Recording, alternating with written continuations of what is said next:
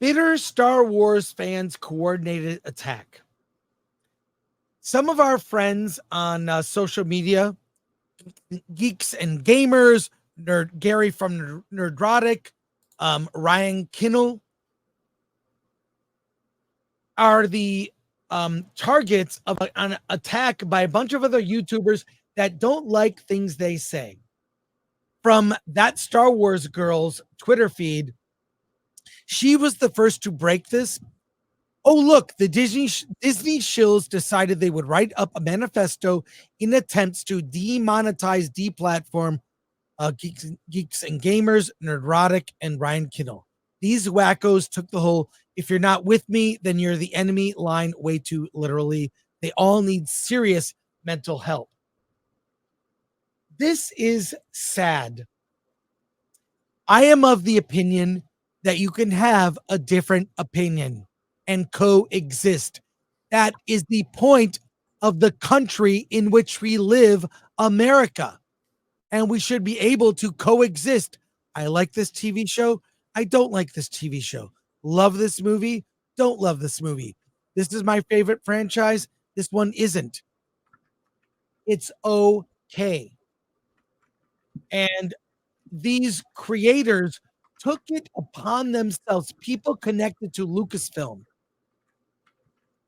took it upon themselves to attack these channels and silence their voices. And that Star Wars girl, Anna, our friend, collected these. This is disgusting. What kind of arrogance do you have within you to think only my opinion should be heard? There is a reason that Nerdrotic and G&G and Ryan resonate with people. A lot of people think the same. They do not like the Star Wars that Disney has put out. And I am of the opinion this has gone far enough. These people aren't going away. This breaks terms of service on Twitter and on YouTube. You cannot attack other creators. A targeted attack. There needs to be a lawsuit. I'm going to share something, my philosophy. This has gone too far, and I'll tell you something that I do. I keep an aluminum baseball bat in my car. I also keep a baseball glove and a ball, because you can't have a bat like that. It's considered a weapon unless you have other sports equipment. So in my car, I have this bat. Why do I have it? It's a deterrent. I've only ever used it once. What did I do? I was being threatened. I took out the baseball bat. And if you know what the sound of an aluminum baseball bat dropping on the ground sounds like, it's scary. I purposely dropped the baseball bat. The sound of the baseball bat scared said individuals, and the situation was diffused, let's say. It's a deterrent. And what these YouTubers that are doing this, that are breaking terms of service, they need a pushback. What do you do with a bully sometimes? You have to let the bully know that this behavior is not welcome. I would encourage Nerdrotic and everyone else to file suit against these people as a way to let them know enough. It's the legal version of the aluminum baseball bat. Now, our friend Knee Pain created a video, very short video. I will share it with you. It's a video that really explains through the words of George Lucas what more about this situation. It's only a few minutes. I'm going to share this, Alan, if you would. You know what to do. Let's watch this video. Pay attention to the visuals. Pay attention to what George himself says. At the core of the Force. I mean, you got the dark side, the light side. One is selfless, one is selfish. And you want to keep them in balance. What happens when you go to the dark side is it goes out of balance, and then you get really selfish and you forget about everybody, and you ultimately lead yourself, because when you get selfish, you get stuff, or you want stuff. Mm-hmm. And when you want stuff and you get stuff, then you are afraid somebody's going to take it away from you, whether it's a person or a thing or a particular pleasure experience. Mm-hmm. Once you become afraid that somebody's going to take it away from you, or you're going to lose it, then you start to become angry, especially if you're losing it. And that anger leads to hate. And hate leads to suffering. Mostly on the part of the person who's selfish, because you spend all your time being afraid of losing everything you've got, right, instead of actually living. You're actually afraid of the pain of not having the joy. Obviously, the Sith are always unhappy because they never get enough of anything they want. Mostly their selfishness centers around power and control. And the struggle is always to be able to let go of all that stuff.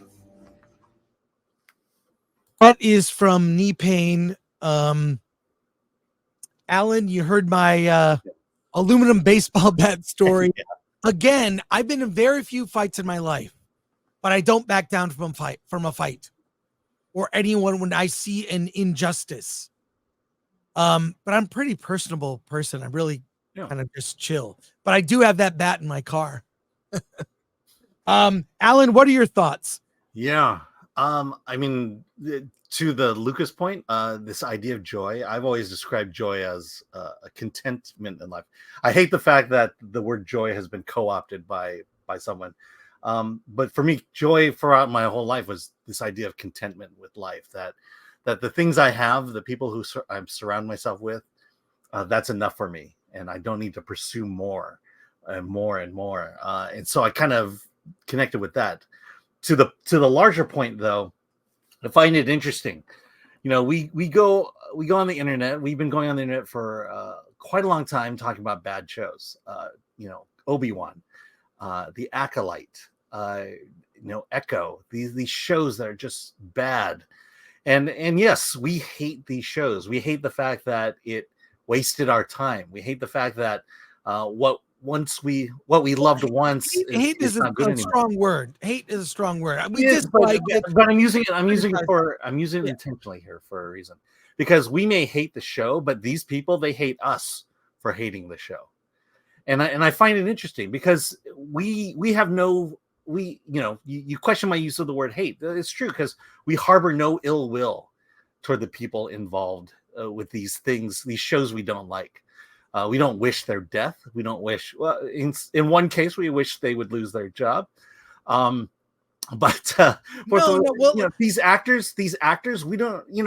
We don't like the characters that they portrayed. But as people, I have nothing but the best and hope for the best for their careers. But these people, Star Wars Explained and all the others, they hate us. They hate us with a passion. They want us to not, to deplatform, to not be on YouTube anymore. They want us to not earn money anymore. And I just find this weird that they are the ones who are going after actual people, while we are the ones going after these properties and wish that they would be better. Well, I'll just finish up with this. We'll go to your comments. My opinion does not invalidate your opinion. Mm-hmm. So Alan and I have opinions, and a lot of times we disagree. I mean, on some things, a lot of things we also agree, but we disagree. I respect Alan. And just because he has a different opinion from me, he doesn't mean his opinion is wrong. So, and you are free to decide what your own opinion is. You're getting 2 points of view.